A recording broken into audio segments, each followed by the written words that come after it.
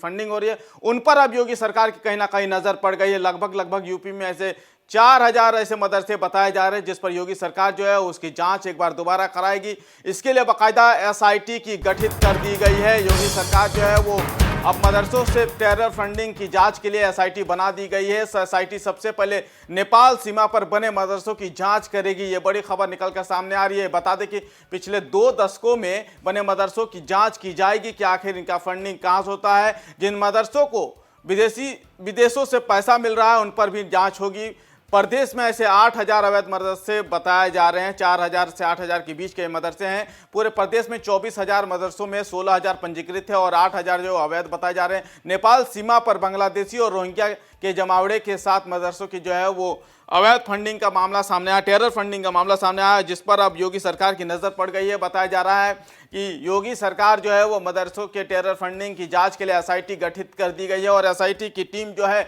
अब लगातार इस पर जांच करेगी, अपनी एक रिपोर्ट सौंपेगी। बता दें कि पिछले साल जो है वो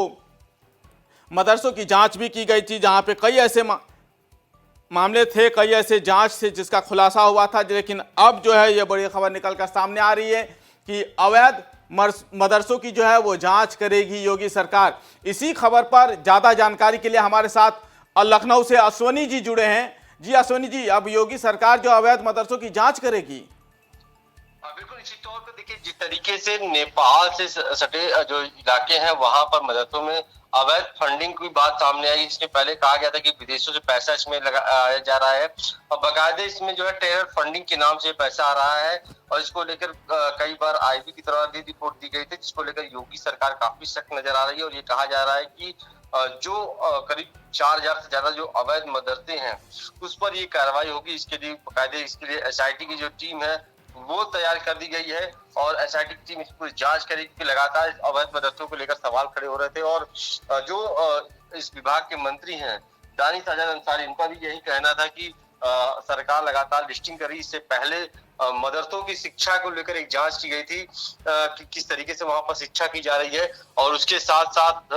किस तरीके से वहां पर फंडिंग हो रही है। क्योंकि अगर हम बात करें तो सरकार के द्वारा जो चलाए जा रहे मदरसे हैं, इसके अलावा तमाम जो वो प्राइवेट मदरसे हैं जो फंडिंग के माध्यम से या फिर हम बात करें कि वो तमाम अनुदान के माध्यम से चलाए जाते हैं। लेकिन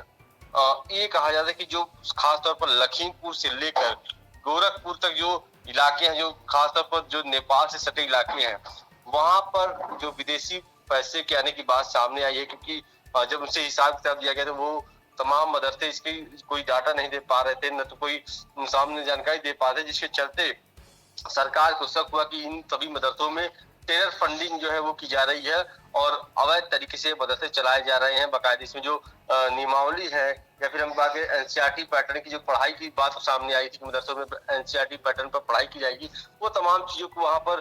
कमियां देखने को मिली, जिसके बाद अब एसआईटी की जांच योगी सरकार ने बैठा दी और ये कहा जा रहा है कि उत्तर प्रदेश में 4000 से ज्यादा जो अवैध मदरसे हैं अब उन पर योगी सरकार गाज गिरा सकती है। बिल्कुल, योगी सरकार कहीं ना कहीं उन पर गाज गिरा सकती है। पिछले साल हमने देखा था अश्विनी जी की तमाम मदरसों का जांच कराया गया था। एक एक मदरसों पर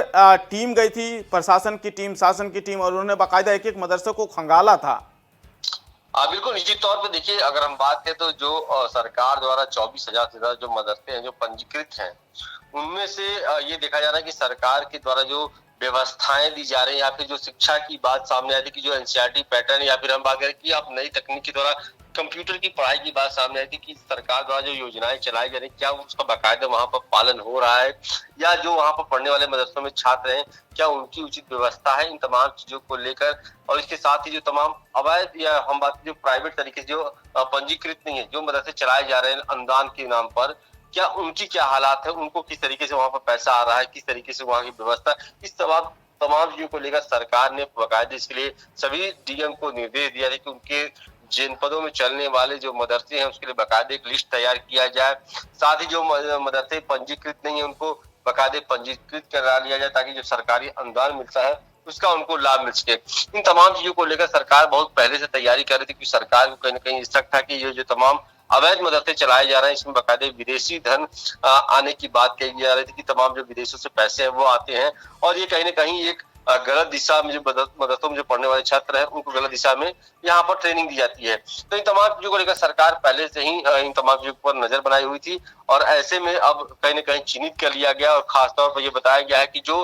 नेपाल से सटे इलाके हैं वहां पर बिल्कुल। इस तरह की काम जो है वो सामने हो रहा है और कहीं न कहीं अब उन पर कार्रवाई की तैयारी भी की जाएगी। अश्विनी जी, ये भी बड़ा दिलचस्प है क्योंकि देखिए, एक तरफ योगी सरकार कहते कि एक हाथ में कुरान होना चाहिए तो दूसरे हाथ में किताब भी होनी चाहिए, तो कहीं ना कहीं लग रहा है कि अब धीरे धीरे मदरसे जिनमें माना जाता था कि उतने वो सामाजिक तौर पे डेवलप नहीं कर पाते, वो भी अब कहीं ना कहीं डेवलप करते हुए नजर आएंगे यूपी में।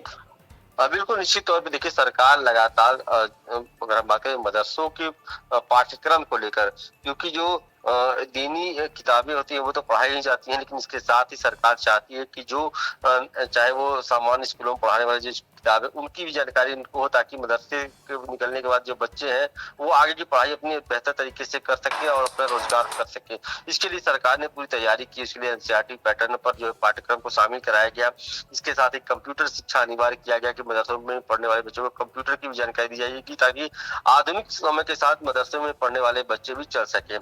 इन तमाम चीजों को लेकर तैयारी की जा रही है। बाकायदे मुख्यमंत्री योगी आदित्यनाथ ने भी इसके लिए कहा था कि एक हाथ में कुरान हो तो दूसरे हाथ में बच्चों की किताब हो, और इसी तरह जो है मदरसों को चलाने के लिए जो सरकारी खासतौर पर मदरसे हैं उसके लिए नियमावली पेश किया गया था। लेकिन अगर हम बात करें तो 24,000 से ज्यादा जो मदरसे हैं वो उत्तर प्रदेश में चलाए जा रहे हैं, लेकिन इसके अलावा तमाम वो मदरसे हैं जो अनुदान पर चलते हैं, तो उसको लेकर सरकार की नजर बनी हुई थी कि क्या इन मदरसों में किस तरीके की व्यवस्था है, क्या जो पाठ्यक्रम किया है उचित, जो वहाँ पर टीचर हैं जो मौलवी हैं वो क्या सही तरीके से पढ़ा रहे हैं कि नहीं पढ़ा रहे। इन तमाम चीजों को लेकर सरकार ने अपने जिलाधिकारियों को निर्देश दिया है कि टीम बनाकर मदरसों में। बिल्कुल अश्विनी जी, आप निर्देश की बात कर रहे हैं, कहीं ना कहीं अब इस पर सियासत भी गरमाएगी, क्योंकि जब जांच चल रही थी तो हमने देखा था कि किस तरीके से जो अखिलेश यादव खुलकर सामने आए थे, कह रहे थे कि ऐसी भी मतलब जांच नहीं होनी चाहिए, या तमाम जो नेता है एक पक्ष था जो कह रहा था कि ऐसी जांच नहीं होनी चाहिए मदरसों की। तो अब ये एसआईटी गठित कर देने के बाद कहीं ना कहीं इस पर सियासत भी गरमाएगी। बिल्कुल देखिए, अगर हम बात करें तो विपक्ष हर मुद्दों को लेकर सरकार को घेरती रही है, लेकिन अगर हम बात करें जमीनी हकीकत की तो सरकार भी जमीनी हकीकत को दिखाने की कोशिश करी, और यही वजह है कि इसीलिए इस पूरे मामले को लेकर एसआईटी की टीम जो है वो तैयार की गई ताकि एसआईटी इस पूरे मामले की बारीकी से जांच करे, चाहे वो पैसों को लेन देन कर हो, चाहे वो शिक्षा को लेकर हो। इन तमाम चीजों को लेकर जब एसआईटी की रिपोर्ट सामने आएगी तो कहीं ना कहीं विपक्ष के लिए भी सरकार की तरफ से जवाब होगा, और इसीलिए बाकायदे मुख्यमंत्री योगी आदित्यनाथ जानते हैं कि अगर वो अपनी सरकारी, अगर हम बात करें अगर जिलाधिकारी द्वारा या प्रशासन द्वारा इस तरह की कार्रवाई करते हैं तो विपक्ष उनको जरूरी मुद्दों पर घेरेगा, हालांकि जैसा पहले भी होता हुआ नजर आया था,